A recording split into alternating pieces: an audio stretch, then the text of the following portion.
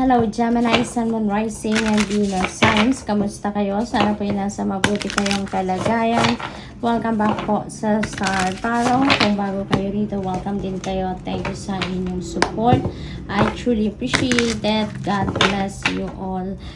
Gemini, maraming salamat po sa lahat ng mga donasyon na binibigay po ninyo sa ating channel. Maraming salamat po sa pag-send ng inyong mga super thanks. No, thank you for your generosity and for sharing your blessings with me. Pauna mensahe po ninyo for the month is persistence. Yan ang kailangan ninyo sa ngayon. Yan ang hinihingi ng inyong sitwasyon. Ano? So never give up, never lose hope. Kahit may mga obstacles na dumadating along your life's journey, sa mga kung ano mga endeavor ang ginagawa ninyo, just continue on with that. No, continue on with what you are doing. Persistence is what you really need right now, and do not give up. Okay? You may also need to put your 100% focus on what you are doing para talaga na kayo ay magtagumpay, para talaga kayo na makapag-focus kayo, put your energy and attention to what you are doing sa ngayon. Kung ano yung goal niyo, be laser focused at pasasaan ba, with your hard work, with focus, determination, ay mararating ninyo kung saan kayo dapat makarating. No?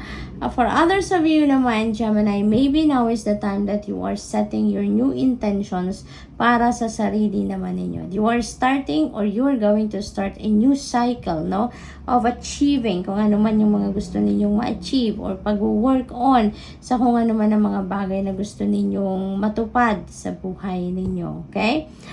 Maybe ang iba sa inyo have re-evaluated kung ano na mga nangyari sa buhay ninyo, ano na mga nagawa ninyo, kaya naman maybe you are setting your new intentions sa ngayon. Kasi siguro din may mga natapos na kayo, may mga na-accomplish na kayo, may mga na-achieve na kayo sa mga intentions ninyo in the past. That's why you are making new ones. What else? We have a venturing, create your own luck. Ayan, gumawa kayo ng sarili ninyong swerte. Hindi ba nga may kasabihan din na kung walang opportunity sa paligid ninyo na dumadating sa inyo, you can make your own opportunity. You can make yourself an opportunity. So, ganun din ito. Create your own luck. Kung hindi kayo siniswerte sa mga bagay-bagay sa paligid ninyo from your outside world, then create your own luck. Diba? Gumawa kayo ng paraan. Dito, kailangan na ninyo na mag-effort. Kailangan ninyo na mag-persevere. Diba? Para swertehin kayo. So, what else? We have epidote, go deeper. Ayan. So, dito din siguro sa focus related ito sa go deeper energy. Kasi maaaring may kailangan kayo dito na talagang tutukan ang mga bagay-bagay na kailangan ninyong gawin. Siguro meron kayong plans dito na gusto ninyong isa katuparan, but maybe kailangan pa ninyo na you need to go to dig deep into that plan para magawa ninyo, maplano ninyo ng mabuti, ng maigi, no? Ang lahat-lahat na kailangan ninyong gawin on that journey.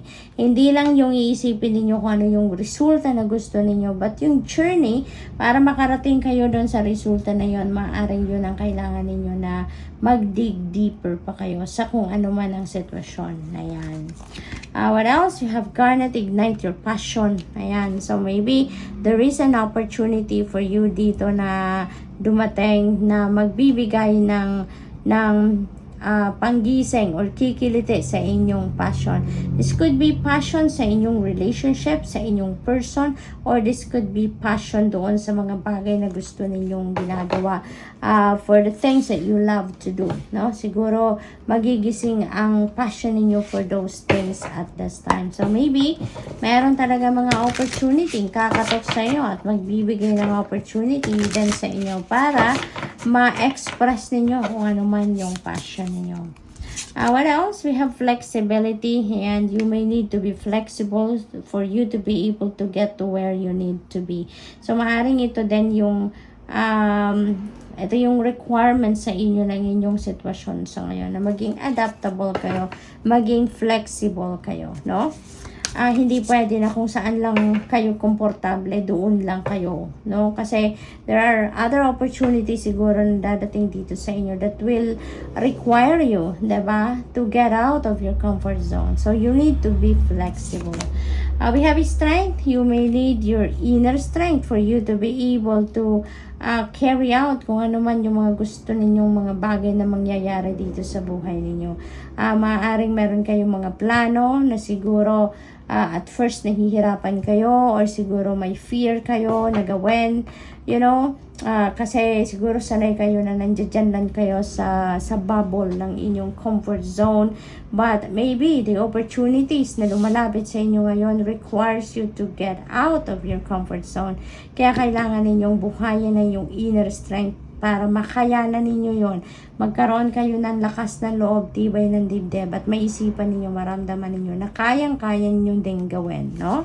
Ang mga bagay na yan. We have purity. You have the purest of intentions dito, Gemini. Napaka-pure ng inyong puso. You are always thinking of helping others. You are always thinking of being generous, no, for other people. Kaya kung ano man ang mga balak ninyo sa buhay sa ngayon, it feels like they are in alignment with your purpose, they are in alignment with your destiny, no? Kaya dahil pure ang inyong puso, dahil pure ang inyong intentions, na kung ano man yung intention ninyo sa ngayon, you want to help other people with those things na ginagawa ninyo. Kaya you will get to where you need to be. You will succeed, you know, nang sa gayon maraming tao ang matulungan ninyo. You can serve other people. Kung ano man ang ginagawa ninyo, magagamit ninyo yan para makatouch kayo ng buhay ng iba. So, good luck po, and that's all I have for you for the month. Thank you for watching. Love and light. Namaste.